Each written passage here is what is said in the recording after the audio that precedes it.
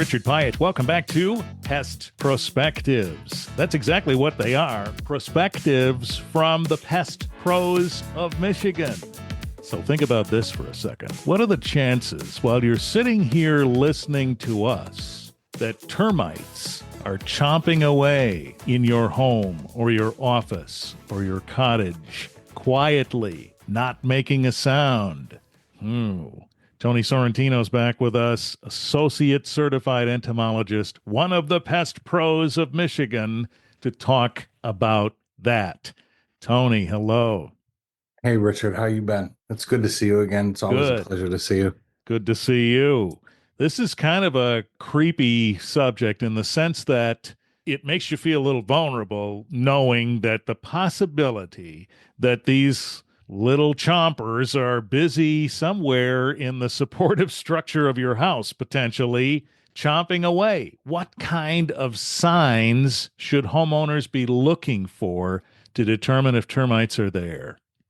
You know, we're right in the midst of termite swarm season in Michigan right now, and people are seeing insects that look like ants, but it's not always ants per se. We got hundreds of small flying ants. Yeah, those might be termite swarmers. That's one major red flag. Another one is the like mud shelter tubes. That could be evident on the interior or the exterior of the home, on the exposed wooden building elements in the basement, or coming up from the grade at soil level across the foundation into the wood under the structure of the house. There you can see it running right up. All right, I want to make sure I understand this. Termite swarmers. Is that an actual termite, or is this some other buddy of theirs?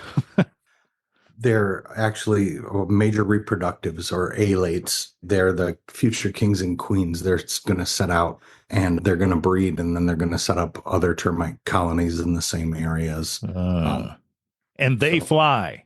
they definitely fly, and they can be mistaken as flying ants. The difference is ants are going to have a pinched waist, and the wings are going to be different length. They have four wings, and the two forewings and the two aft wings are going to be different lengths on ants. And the body of a termite alate is going to be consistent. There won't be a pinched waist, and the wings will all be the same length. I don't have a pinched waist anymore either. I can tell you that. Me neither. So now a shelter tube, this is where they're making their home inside your wooden structure? I'm putting two to two together on that. Help me figure it out. So it's shelter from the outside elements. Subterranean termites, intrinsically, they live in the ground, and they will build the shelter tubes to protect their bodies from the elements as they move from the ground to the food source and back to the ground. Okay. And so there are other red flags, right, associated with all of this when it's happening. What are they? You're going to see small holes. I call them peekaboo holes, where they're poking through the drywall. They've eaten the paper backing off. You wouldn't even see that it's happening until you go dust it off. You flake off the little piece of dirt that's on there, and there's a hole, or a termite pokes its head out and is looking at you. Well, not Hey, really looking at you because they don't have eyes, but you get my drift. we're looking at them at that Right, point. absolutely. What are you doing in there? So Yep. they're actually making holes and burrowing away. And we might not notice this until there's been some progress made, right?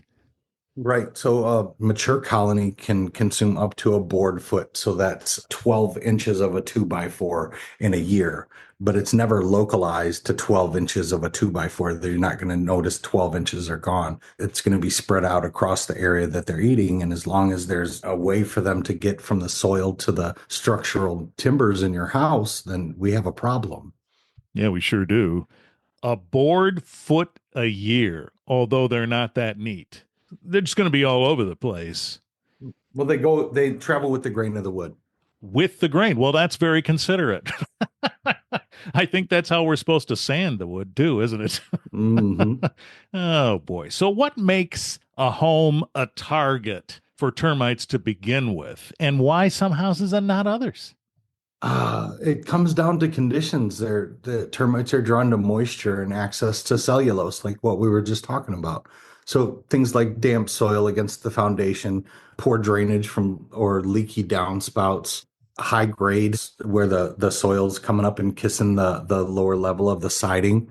We want to correct those conditions. We want to make sure that it's not a haven in the first place. So that's an interesting point. If the dirt around the foundation of the house comes up high, then that's kind of a bridge for them, isn't it? Absolutely. Nothing's stopping them. Wood to soil contact is one of the biggest issues. We have the pillars or the posts for the deck. They go into the ground and they're seated on concrete. That's down in the ground. What happens if termites come up into that? It's the same thing with wood to soil contact with the lower edge of the siding along the grade. You don't want that anywhere on your house.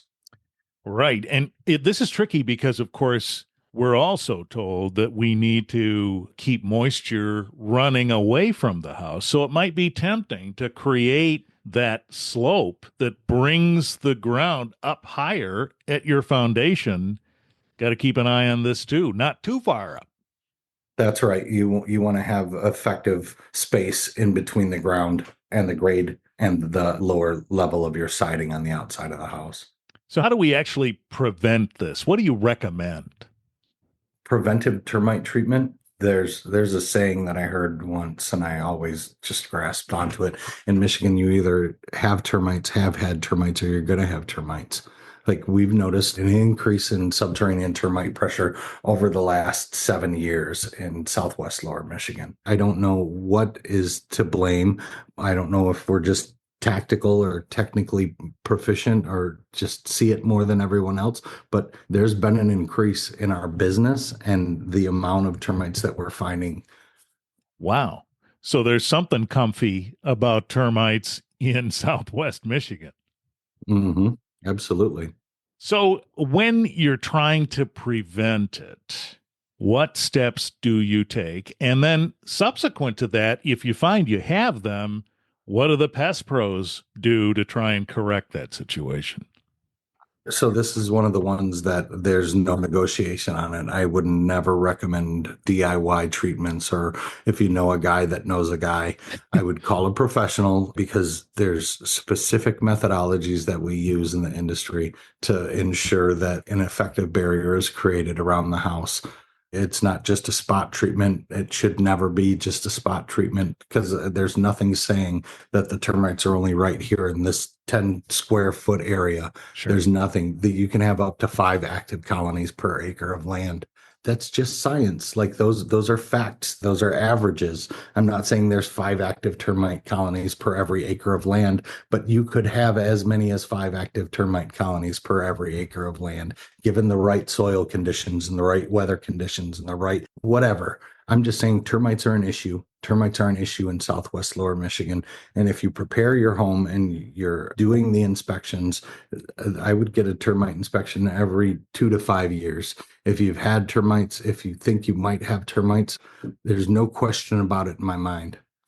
So, I'm thinking about things that contain wood that could be around your house. The first thing that comes to mind is a pile of wood that you intend to burn, right? That must be an inviting spot. You're waiting for problems if you leave wood to that's wood to soil contact in its purest form. There It's is. it's essentially rotting wood that's sitting there waiting for termites to find it.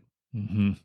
And if you have that, maybe it has to be lifted up off the ground somehow. I've seen, like wood holders that are round and they have legs and they're Oh, sort of elevated off the ground. Does that do any good? yeah, absolutely. I would store any kind of firewood or anything like that off of the soil and away from the structure.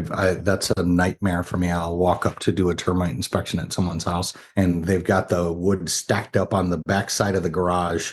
Do you want termites? Because that's how you get termites. Could put a neon sign, welcome Yep, on there. right Yeah, there. don't want to do that. All Yep. right. What about gutters? We should keep those clean anyway, but is that an inviting place? Well, so it's not so much the gutters, it's what happens because the gutters are clogged, I see. right? Yeah. So we've got poor drainage because of that, and we're looking at then the water not draining down the downspout and away from the structure. It's just going to be falling right there next to the foundation and then saturating the ground right there. It might be high grade. It might cause an issue. It might never cause an issue, but it might cause an issue. Right. Now, I think I heard you say there's no spot treatments with termites. You're going to create a boundary. Is that what I heard you say? Pest Pros, we don't do spot treatments. Yeah. It's the full structure because I can't put a warranty on a spot treatment. And plus, a lot of times when you're dealing with termites, it's someone's house.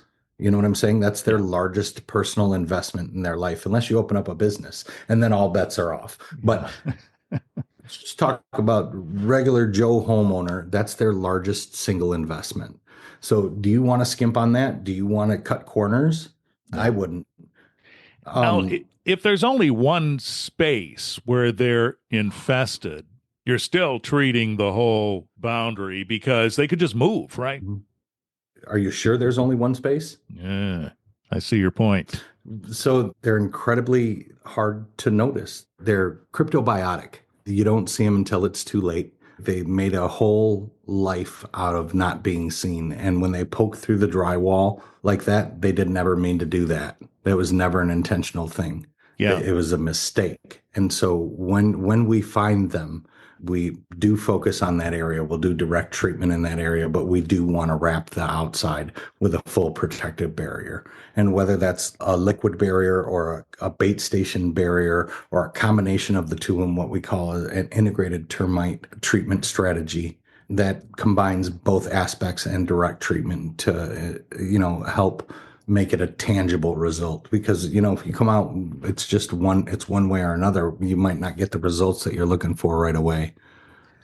Right. And so after this treatment is over, what should a homeowner expect? They're gone, it's done, or they have to check with you on some sort of schedule thereafter? That's one of the reasons that we utilize bait stations is for monitoring and to prove efficacy of service. We're checking those bait stations 2 to 3 times annually to make sure that there's no new termite evidence. We also do a interior inspection for the warranty on the termite treatment. And then that comes up every year too. So we're going to go in and look at the spots where the termites were found and make sure there's no new termite evidence inside the house as well. And if at any time, the house is under warranty and we stand behind our work, if at any time, hey, there's something funny going on, well, we're going to come out there and we're going to make it right 100% of the time. And a homeowner should probably ask when they're talking to a professional like you, how do you make sure monitoring continues? This has to be part of the process, right? The warranty's renewable year after year. It comes up, we notify, hey, I was wondering about your extended warranty for your termites. But most people are into it. They want to extend the warranty. The interactions are usually always good. We go out and everything's consistent and, we get another satisfied client, and they can rest easy knowing that Pest Pros has their back and their house is protected. Well, we make a joke about extended warranties, but this one is for real. Right. Yeah, you want to make sure that there is a professional having a look, especially after there's been a precedent in the past where termites have been around. Ask these questions and ask the Pest Pros all the questions that you have about termites, particularly if you are concerned that you have them, maybe based on some of the things Tony said. You say, I have seen that. I've seen the hole. Maybe I should have a professional have a look. Click through from the show notes here to the website, Pest Pros of Michigan, or dial them up. The number's there too, and you can get your questions answered. Tony Sorrentino, one of the Pest Pros of Michigan. Thank you, sir. Thanks, Richard. Have a good one.